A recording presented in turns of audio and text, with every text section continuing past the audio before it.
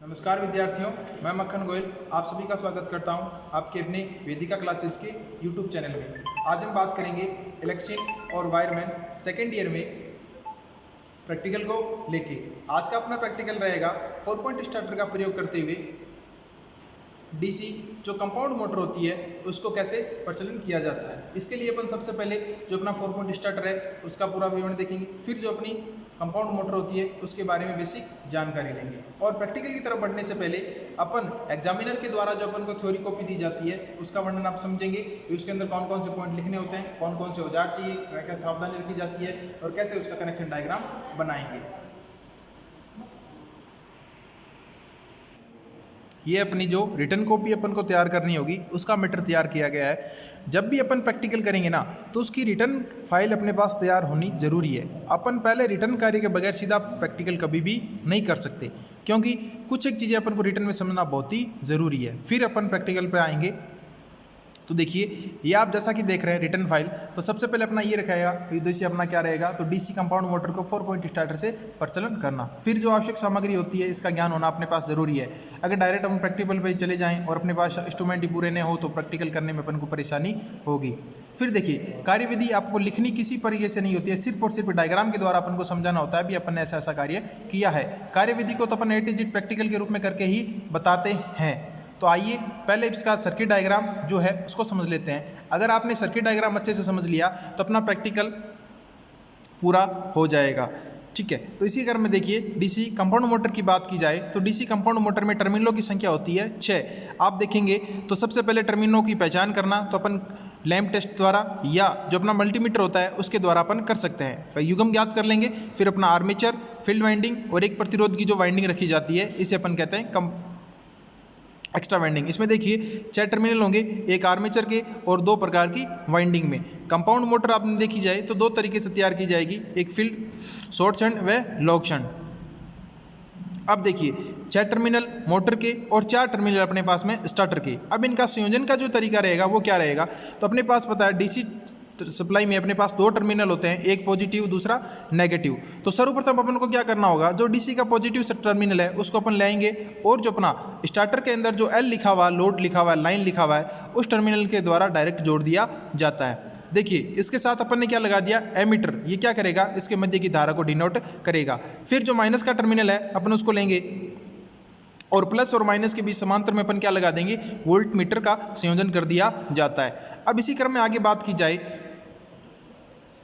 तो अपन देखिए अपना जैसे आर्मेचर है, वाइंडिंग्स है 2 प्रकार की, तो अपन इनमें क्या करेंगे कि इनके सेकेंडरी जो भी सिरे हैं ना इन तीनों को आपस में क्या कर देंगे, शॉर्ट कर देंगे और आने वाले नेगेटिव टर्मिनल को डायरेक्ट इनके साथ में कनेक्ट कर दिया जाएगा।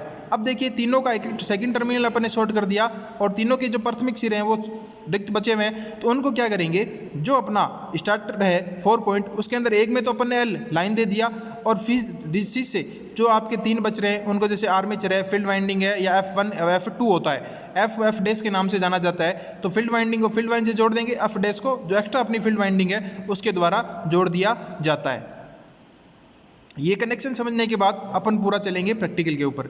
तो देखिए दोबारा मैं आपको बता दूं, आर्मेचर, फील्ड वाइंडिंग फर्स्ट और फील्ड वाइंडिंग सेकंड, तीनों को शॉर्ट करेंगे और एक जो नेगेटिव टर्मिनल है अपनी सप्लाई का उसके द्वारा उसको संयोजन कर दिया जाता है। फिर तीनों के जो प्राथमिक सिरे अलग अलग बच रहे थे उनको अपन स्टार्टर के अंदर ए वाई और वाई डैश या एफ और एफ डैश, इन दोनों को एफ एफ डैश के नाम से प्रदर्शित किया जाएगा। यानी ये तो ए वे एल तो अपन को पता है, ये दोनों फील्ड वाइंडिंग के होते हैं अलग अलग, इनको आपस में संयोजित कर देंगे।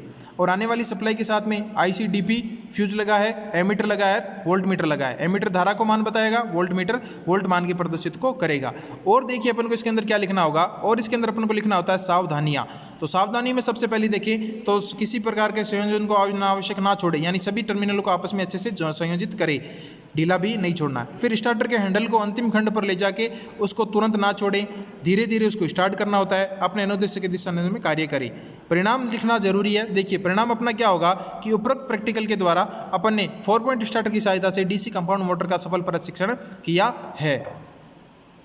इतनी रिटर्न फाइल बनाने के बाद अब अपन चलेंगे अपना प्रैक्टिकल की ओर। तो एक बार आप रिटर्न फाइल को दोबारा नोट कर लीजिए।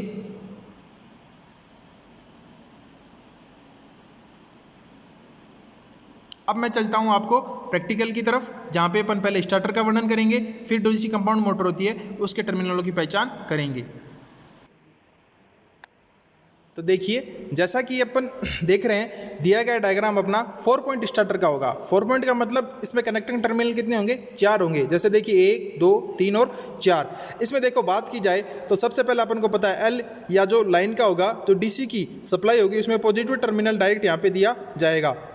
दूसरा टर्मिनल बात की जाए तो ये अपना आर्मेचर होगा, जो डीसी कंपाउंड मोटर के आर्मेचर के प्रथम सिरे से कनेक्ट कर दिया जाएगा। ये दोनों बात की जाए तो F1 व F2।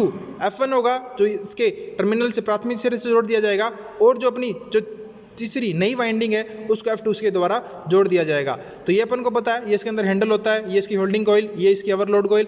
इसको देखिए सावधानी अपन ने लिखा था कि सबसे पहले जो अपना हैंडल है उसको क्या लेके आना है, ऐसे धीरे धीरे इसको लेके आना होगा। ऐसा नहीं आप झटके के साथ ऐसे लेके आते हैं, ऐसा बिल्कुल भी नहीं करना आपको। इसको धीरे धीरे इसके पास में लेके आना है और लाके तुरंत इसको छोड़ना नहीं होता है। इसको कुछ देर, कुछ सेकंड के लिए इसको होल्ड करके रखना है जब तक ये पूर्ण रूप से चुंबकित ना हो जाए। चुंबकित होने पर इसको क्या करेगी, अपने ओर आकर्षित व चिपकाए हुए रखेगी। ठीक है, ये हो गया अपना स्टार्टर के बारे में। आगे देखिए, ये अपना देखिए ICDP यानी आने वाले अपने पास में 2 टर्मिनल होंगे। ये अपना चेंजर हो गया, ये फ्यूज हो गए। इनका उपयोग करेंगे अपन सप्लाई को प्राप्त करने के लिए। अब देखिए डीसी मोटर की बात की जाए तो मैं आपको देखिए बता देता हूँ डीसी मोटर। देखिए ये रहेगी अपनी डीसी कंपाउंड मोटर, जिसके अंदर टर्मिनलों की संख्या कितनी होगी? 4। जैसे सीरीज में देखें तो प्राथमिक दोनों आर्मेचर के, दूसरे फील्ड वाइंडिंग के, और तीसरी जो एक्स्ट्रा फील्ड वाइंडिंग होगी अपन जिसे कंपनसेंट या एक्स्ट्रा वाइंडिंग जिसे कहेंगे, उनका संयोजन। इनका संयोजन अपन को 2 तरीके से किया जाएगा, एक शॉर्ट शंट व लॉन्ग शंट। अब देखिए ये जो आर्मेचर और फील्ड सेकंड, तो इनमें देखिए ये इनके सेकेंडरी टर्मिनल हैं। इनको तो अपन क्या कर देंगे, तीनों को आपस में शॉर्ट करके आने वाला जो अपना डीसी सप्लाई का नेगेटिव पॉइंट है, इनको डायरेक्ट सप्लाई दे दी जाती है। फिर ये जैसे 3 टर्मिनल बचता है, A1 इसको अपन स्टार्टर के A से जोड़ देंगे, F इसको स्टार्टर के F से जोड़ देंगे, Y यानी दूसरा F सेकंड F है उसको अपन स्टार्टर के सेकंड सिरे से जोड़ देंगे। इस प्रकार से अपने चारों टर्मिनल का संयोजन हो जाएगा। और जब फिर अपन स्टार्टर को धीरे धीरे ऑन करेंगे तो अपनी मोटर क्या करेगी, घूर्णन गति को प्राप्त कर लेगी।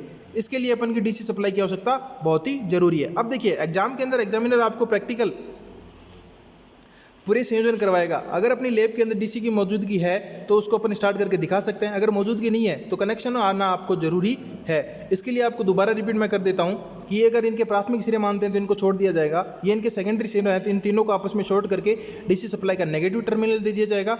इन तीनों को ए को स्टार्टर के अंदर जो ए टर्मिनल उससे जोड़ दिया जाएगा, इसको स्टार्टर के अंदर जो F1 दे रखा है उससे जोड़ दिया जाएगा, और इसको स्टार्टर के अंदर जो F2 दे रखा है उसके द्वारा जोड़ दिया जाएगा। ये दोनों टर्मिनल पास पास में, और ये आर्मेचर अपना एक अलग होता ही है। इस तरीके से इन सभी टर्मिनलों का संयोजन करेंगे। अब देखिए दोबारा मैं आपको ले चलता हूँ स्टार्टर की तरफ। जब देखिए यहाँ पे अपन ने L दे दिया, नेगेटिव अपन ने उनको तीनों को शॉर्ट करके दे दिया था, ये आर्मेचर का हो गया, ये F का हो गया, और इसी के ऊपर जो F2 है उसके द्वारा जोड़ दिया जाता है। फिर अपन जैसे जैसे इस मोटर के अपना जो हैंडल है इसको स्टार्टिंग से पूरा करेंगे तो ये अपना यहाँ पे आके जब ऑन होगा तो अपनी मोटर क्या करेगी, घूर्णन गति को प्राप्त कर लेगी। ये था विद्यार्थियों आज का अपना प्रैक्टिकल 4 पॉइंट स्टार्टर की सहायता से डीसी कंपाउंड मोटर का ऑपरेशन। आपको वीडियो कैसा लगा कमेंट करके ज़रूर बताएं। अगर आप चैनल पे नए हैं तो चैनल को सब्सक्राइब कीजिए, वीडियो को ज़्यादा से ज़्यादा अपने दोस्तों के साथ शेयर करें ताकि आपके सभी साथी आगे होने वाले प्रैक्टिकल के एग्ज़ाम के अंदर अपना प्रैक्टिकल अच्छे अंक प्राप्त कर सके। धन्यवाद।